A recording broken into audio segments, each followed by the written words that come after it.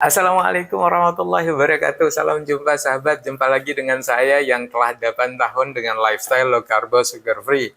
Pada lifestylemu kali ini saya ingin sharing tentang bagaimana gaya hidup dapat membantu kita untuk keluar dan terbebas dari penyakit jantung koroner. So, tonton video ini hingga akhir agar kita dapat memahami dengan baik bagaimana mengatasi jantung koroner dengan merubah gaya hidup.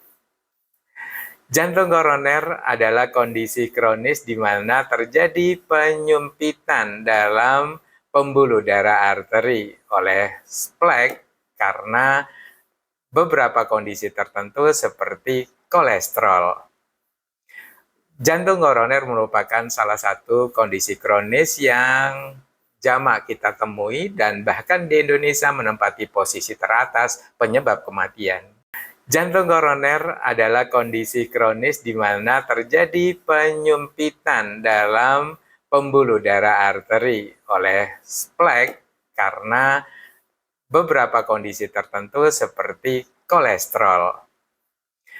Jantung koroner merupakan salah satu kondisi kronis yang jamak kita temui dan bahkan di Indonesia menempati posisi teratas penyebab kematian. Kita menilai dari kasus-kasus yang umum terjadi, maka laki-laki merupakan orang yang berpotensi besar dan rentan terpapar penyakit jantung koroner, terutama usia di atas 40 tahun.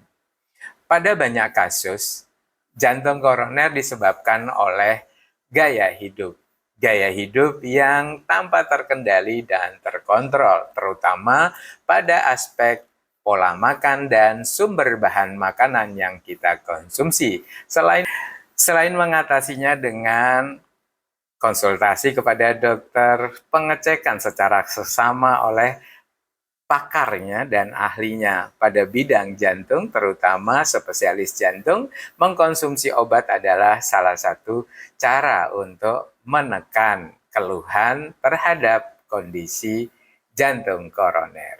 Namun, beberapa hal berikut ini dapat dilakukan untuk dapat memperbaiki kondisi kesehatan kita serta keselamatan tubuh, terutama ketika sudah divonis menderita penyakit jantung koroner. Yang pertama adalah merubah pola makan. Merubah pola makan ini dengan menerapkan jeda waktu makan kurang lebih 16 jam dalam satu hari. Artinya kita tidak mengkonsumsi apapun pada rentang jam. Konteks jeda waktu makan tersebut, seorang pasien penyakit jantung koroner tidak diperkenankan untuk mengkonsumsi apapun kecuali minum air putih, dan kalau memang dapat mengkonsumsi kopi, yaitu kopi pahit tanpa ampas dan tanpa gula. Jeda waktu makan ini dapat dimulai dari pukul 20 di malam hari, kemudian diakhiri karena 16 jam dapat diakhiri di pukul 12 keesokan harinya. Dalam rentang jeda waktu makan ini tidak ada satupun makanan yang boleh dikonsumsi kecuali air sebagaimana yang saya sebutkan sebelumnya. Nah, setelah berakhirnya jeda waktu makan, kita akan masuk pada jendela makan. Nah, pada kondisi jendela makan ini, pasien dipersilakan untuk konsumsi makanan, namun harus menghindari seluruh bentuk karbohidrat. Selain menghindari karbohidrat, pasien jantung koroner juga diharapkan untuk mantang dan tidak sama sekali mengkonsumsi minuman manis. Bila menghendaki minuman manis pada saat jendela makan ini, silakan menggunakan pengganti gula yang 0 kalori dan tentunya tidak berbahan dasar karbohidrat. Setelah pola makan yang kita gunakan jeda waktu makan dan jendela waktu makan dilakukan, maka yang perlu diperhatikan adalah asupan makanannya. Ingat bahwa low karbo ini adalah prioritas, sehingga nasi sama sekali sudah mulai kita tinggalkan, dan begitu juga dengan makanan yang berbahan dasar karbohidrat seperti roti dan kue-kue yang umumnya tersedia di pasar. Untuk itu, pastikan juga tidak mengkonsumsi minuman yang mengandung gula. Untuk bahan makanan pada jendela makan, silakan konsumsi lauknya saja, prioritaskan kepada ayam, ikan, dan telur. Untuk bagaimana pengolahannya, silakan disesuaikan selera. Namun yang perlu diingat adalah jangan sampai terjadi intervensi bahan-bahan yang kategorinya adalah karbohidrat seperti gula, kecap, tepung, dan beberapa bumbu yang membahayakan. Setelah pola makan dan sumber bahan makanan yang kita tata, maka sekarang kita juga menata bagaimana aktivitas fisik kita. Lakukan aktivitas fisik atau olahraga ringan saja seperti jalan kaki 30 menit per hari secara gradual dan perlahan dinaikkan hingga 60 menit per harinya.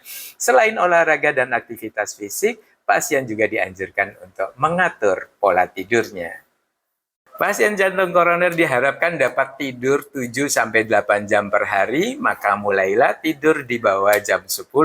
Pastikan kondisi ruangan dan keadaan di dalam kamar sejuk dan nyaman untuk mendapatkan kualitas tidur yang baik. Selain tidur, yang perlu diperhatikan adalah bagaimana manajemen stres. Hindari stres yang berlebihan, lakukan aktivitas-aktivitas yang dapat membantu kita untuk menciptakan kondisi yang terbebas dari stres. Selain beberapa hal tersebut, pasien dianjurkan untuk join pada komunitas tertentu untuk mendapatkan pendampingan dan arahan terkait dengan keluhan dan beberapa hal yang dapat membantu menciptakan konsistensi dan istiqomah dalam melakukan perubahan gaya hidup.